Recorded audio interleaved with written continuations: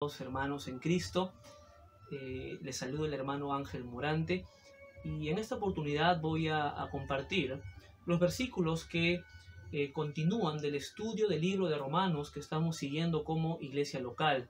Estamos aún en el capítulo 1 y el día de hoy vamos a meditar en los versículos del 8 al 12. Antes de eso vamos a orar a nuestro Dios. Padre Santo, te damos muchas gracias por la oportunidad de abrir tu palabra, que en medio, Señor, de unas circunstancias tan adversas y amenazantes como la pandemia del COVID-19, podemos seguir compartiendo tu palabra y usar las redes sociales, usar, Señor, la tecnología para poder hacer llegar tu palabra a todos nosotros como hijos tuyos. Si bien es cierto, las iglesias han sido cerradas aquí en esta nación, pero tu palabra, Señor, sigue siendo libre. Tu palabra no está presa y tu palabra, Señor, seguirá corriendo. Gracias, Padre, por eso. Te pido que me uses en esta mañana, en el poderoso nombre de Jesús. Amén. Bien, hermanos, aún continuamos en el capítulo 1 y vemos cómo Pablo va a presentarse en el capítulo 1 como un esclavo de Jesucristo. Él va a presentarse como un apóstol que recibió autoridad de parte de Dios y también que él ha sido apartado para comunicar el mensaje del Evangelio. En los versículos 2 y 4 vemos cómo Pablo va a describir en qué consiste este mensaje del Evangelio. Y más adelante, en los versículos 6 y 7, vamos a ver cómo Pablo va a hablar de la fe obediente, de cómo aquellas naciones no judías han podido obedecer a la fe, han podido recibir la salvación del Señor. Y recordando un poco, amados hermanos, ¿cuál fue el propósito de Pablo para querer visitar Roma? ¿No? Y Pablo va a mencionar mucho esta vida de fe y de obediencia de los romanos. En el versículo 6 él va a decir, ¿no?, entre las cuales, o sea, las demás naciones que han recibido la gracia, la salvación de Dios, están también vosotros, ustedes, romanos. Y él va a mencionar a estos creyentes, los va a describir de 4 maneras maravillosas.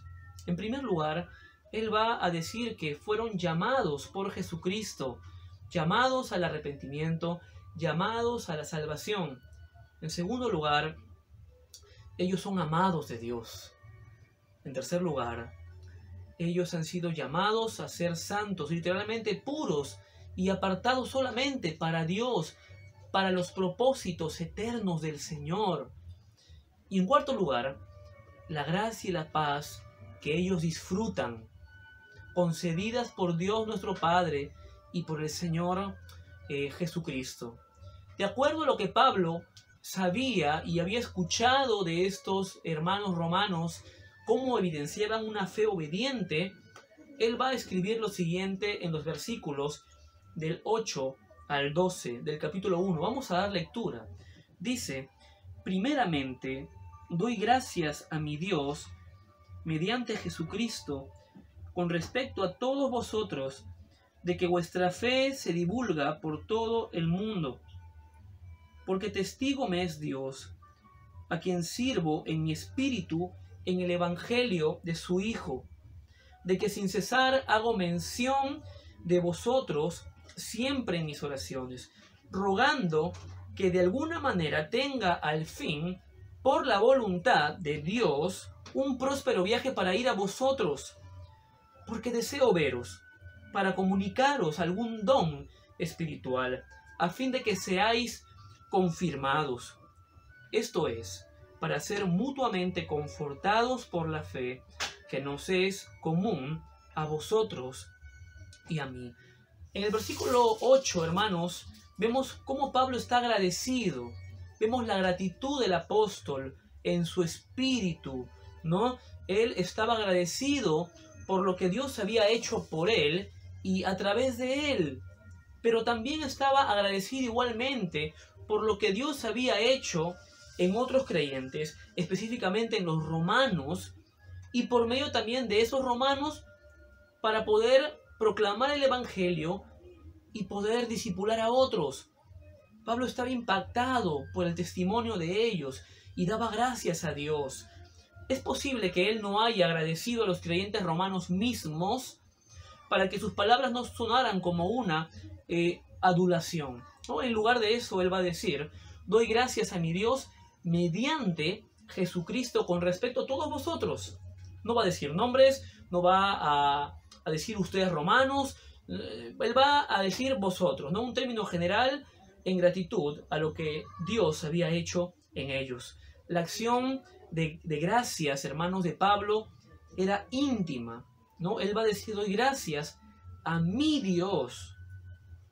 En primer lugar, porque él tenía una cercanía espiritual sólida con Dios, una relación con Dios que le permitía decir con autoridad, con regocijo, con agradecimiento: Él es mi Dios, al igual que también nosotros. Tenemos una relación con el Señor, una relación de obediencia. Podemos decir: Él es mi Dios, Él me salvó, Él me perdonó, a Él le sirvo.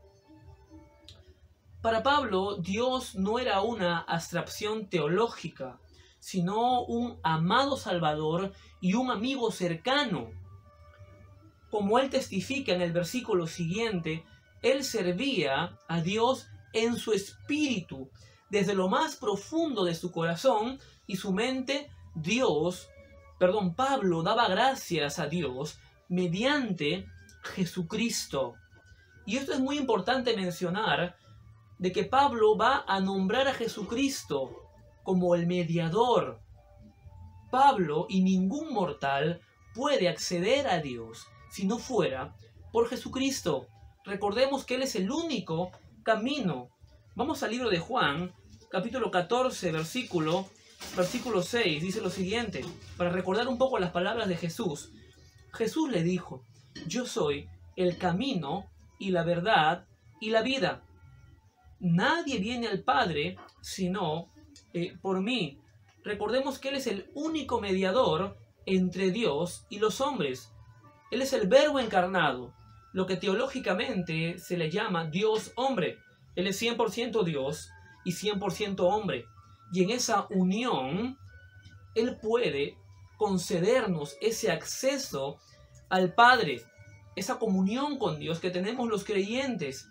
Vamos al libro de Primera de Timoteo, capítulo 2, versículo 5, para recordar un poco esta característica de Jesucristo como mediador.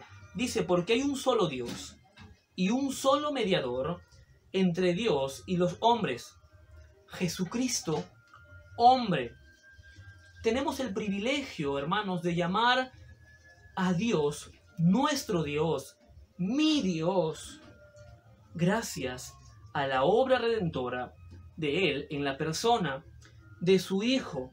Es por eso que podemos acercarnos confiadamente al trono de la gracia para alcanzar misericordia, para el oportuno socorro, como diría Hebreos 4:6. Vamos a leer Hebreos 4:6 y dice, 16.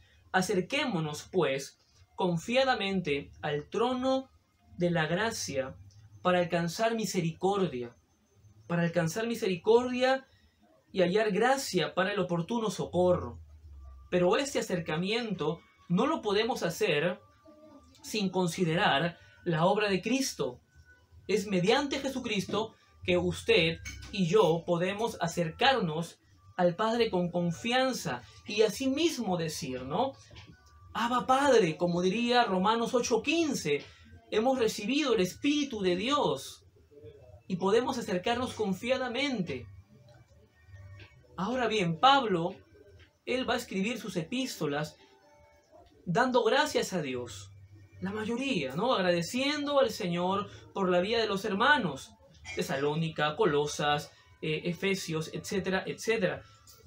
Sin embargo, él también va a escribir sus epístolas para corregir, ¿no? algunas falencias, ¿no? Por ejemplo, doctrinales que ellos estaban viviendo. Y también, ¿no? En cuanto a la falta de santidad de algunos creyentes, que era propio de algunas iglesias locales en Asia. Pablo va a escribir la carta a los romanos y va a dar gracias a Dios por estas personas. Y es una característica de Pablo, su gratitud. hacia Dios. Y en ese tiempo, hermanos, los judíos estaban maquinando planes para matarlo. Vamos a Hechos capítulo 20, versículo 3, para leer un poquito esto de acá, que nos menciona sobre la amenaza que iba a recibir Pablo. Después de haber estado allí 3 meses y siéndole puestas acechanzas por los judíos, para cuando se embarcase para Siria, tomó la decisión de volver por Macedonia. Habían judíos que estaban amenazando a Pablo, personas de su propia nacionalidad, por decirlo así, o judíos, ¿no? Como él también, y lo estaban amenazando. Él estaba de camino a Jerusalén, ¿no? Y donde sabía que le esperaría, ¿no? un encarcelamiento y una posible muerte. Sin embargo, a pesar de eso, él seguía lleno de gratitud a Dios, lleno de motivos por acción de gracias. Algunos años más tarde, cuando él se va a encontrar como prisionero en su propio domicilio en Roma, mientras esperaba tener un momento de audiencia ante César, Pablo seguía dando gracias. Mientras él estuvo allí en Roma, amados hermanos, él escribió 4 epístolas: Efesios, Filipenses, Colosenses y Filemón, que comúnmente se conocen como las epístolas carcelarias. En cada una de esas cartas él va a dar gracias por los creyentes a quienes escribe. Podemos leerlo en Efesios 1:16, por ejemplo. Vamos a leer solamente un ejemplo. Sí, dice Efesios 1:16: no ceso de dar gracias por vosotros, haciendo memoria de vosotros en mis oraciones. Muy bien, vamos a Colosenses 1:3: siempre orando por vosotros, damos gracias a Dios, Padre de nuestro Señor Jesucristo. Si usted lee Filemón, el versículo 4, Filipenses capítulo 1, versículo 3, usted va a hallar la misma figura de agradecimiento a Dios por estos creyentes. Un hombre muy agradecido, hermanos. No obstante, la gratitud de Pablo no aumentaba ni disminuía dependiendo de sus circunstancias terrenales, sino que estaba basada en las riquezas de la comunión que él mantenía con su Señor. Lamentablemente, los creyentes superficiales rara vez están satisfechos y por ende son agradecidos en pocas ocasiones, debido a que se enfocan en sus propios apetitos por cosas del mundo y con frecuencia son más resentidos que agradecidos. Un corazón ingrato es egoísta, egocéntrico, legalista. Pablo tenía un corazón agradecido porque él se enfocaba de continuo en lo que Dios estaba haciendo en su propia vida y en la vida también de otros creyentes fieles y en el avance de su reino a lo largo y ancho de todo el mundo. ¿Qué ejemplo, hermanos, a seguir del apóstol Pablo en este versículo? Un espíritu agradecido. Y nosotros, hermanos, podemos pensar, ¿no? ¿Cuántas personas están creciendo en su vida espiritual? Están evidenciando una fe obediente y debemos de darle gracias a Dios. Por ejemplo, los hermanos en nuestra congregación. ¿Por cuántos hermanos podemos dar gracias a Dios? Gracias, Señor, por este hermano que está creciendo. Gracias a Dios porque este hermano o hermana que está creciendo está cumpliendo la gran comisión, está evangelizando, discipulando, está siendo obediente. Gracias, Señor, porque en medio de este contexto de pandemia hay muchos hermanos que están siendo obedientes, hermanos quizás contagiados por este virus mortal, pero muestran obediencia a Dios en oración, en el evangelismo, y lo están haciendo fielmente. Y es motivo de gratitud a Dios, porque la obra la hace Dios. Vamos a leer el